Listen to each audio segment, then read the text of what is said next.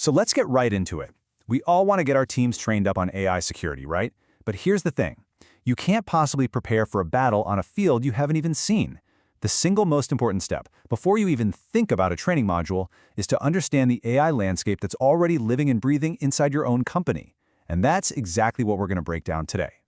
And just for context, everything we're about to cover comes directly from Chapter 2 of the tutorial, AI Security Training Needs Assessment Framework. We're really focusing on that crucial first part, how you actually analyze and prepare your organization before the training ever begins.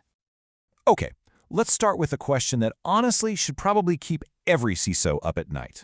You know about the software your company officially uses, but what about all the tools you don't know about? How much shadow AI is lurking in the corners of your organization right this second?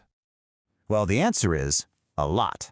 A pretty staggering 61% of employees admit they're using unauthorized AI tools. We're talking public, consumer-grade platforms used without any approval from IT, without any security check. That's not some small group of people, that's the majority of your workforce, potentially putting company data at risk. And you have to wonder, why is this even happening? Well, this number might just be the answer. A full 73% of organizations have zero formal policies on how to use AI. Your employees are basically wandering into this powerful new world without a map because, well, most companies just haven't given them one yet. So here's where it all comes together. This is not some far-off theoretical risk. We already know that 45% of security incidents involve some kind of human error.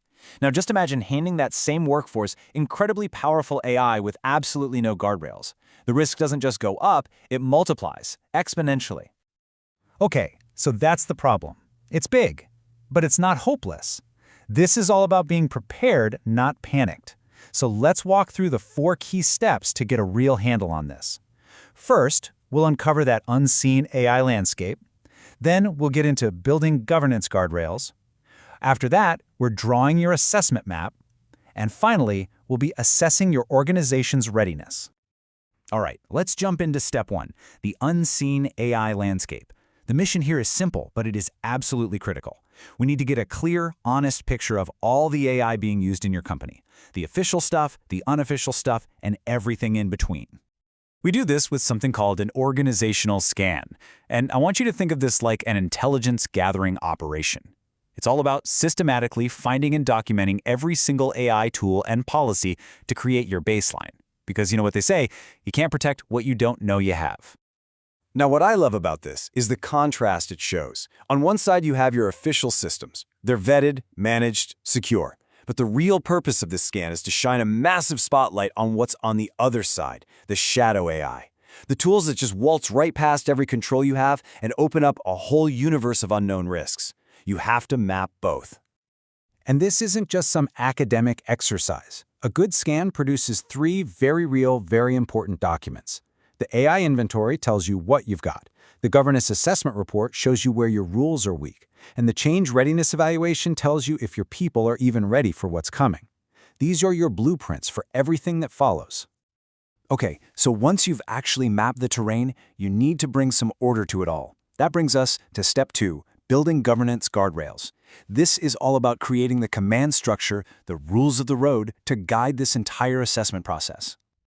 You know, the process is actually pretty clear-cut, and this lays it out perfectly. First, you get a steering committee together, leaders from IT, HR, legal, you name it. Second, you figure out exactly who is responsible for what. Third, you set up clear communication channels. And fourth, you set a real timeline with clear goals. This whole structure, it's basically your project's insurance policy. And here's why that is so important. The source material puts it perfectly.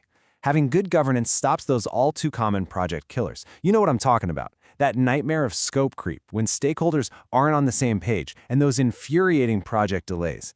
This isn't just bureaucracy. It's what makes the whole thing work. So, with your team and your process locked in, it is time for phase 3, drawing your assessment map. This is where you have to make some tough calls about the who, what, and where of your assessment. Because let's be real, you can't assess everything all at once. The key here is that you have to answer these questions before you start. Are you going to focus on high-risk departments first, like maybe finance or R&D? Are you targeting specific roles that handle sensitive data? And how exactly are you going to deal with all that shadow AI you found? Answering these questions literally draws the borders of your project. And defining that scope is exactly what keeps your project from, trying to boil the ocean. It prevents that dreaded mission creep. But even more importantly, it makes sure you're using your resources on the areas that pose the biggest, most immediate risk. It's about being smart, not just busy. And that brings us to our final, and maybe the most crucial, step in this whole preparation phase. You've mapped the land, you've set your boundaries. Now you have to ask a really tough question. Is your organization actually ready to get anything out of this?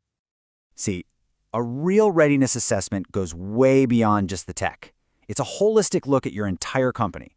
Sure, it looks at your technological infrastructure, but it also dives deep into your cultural attitudes, your team's current knowledge about AI, and your actual real-world ability to manage change. And this visual just perfectly captures the massive disconnect we're seeing almost everywhere. A full 82% of companies plan to spend more on AI. But at the same time, we know 73% have no policies, and 61% have shadow AI all over the place. That's not a gap between planning and reality, that's a chasm. And a readiness assessment makes that chasm impossible to ignore. And this leads to a really critical takeaway. If your readiness score comes back low, you can't just jump into advanced security training. You might actually need to start with some basic foundational AI literacy for everybody first, because you have to build the foundation before you can secure the house. It's that simple. So when you put it all together, this whole four-step process, the scan, the governance, the scoping, and the readiness check, all this upfront work is the one thing that separates a successful training program from a colossal waste of time and money that doesn't actually fix any real risks. So we've laid out the entire roadmap for this first critical phase. You know what the foundational steps are. The only question left is your organization actually prepared to take them?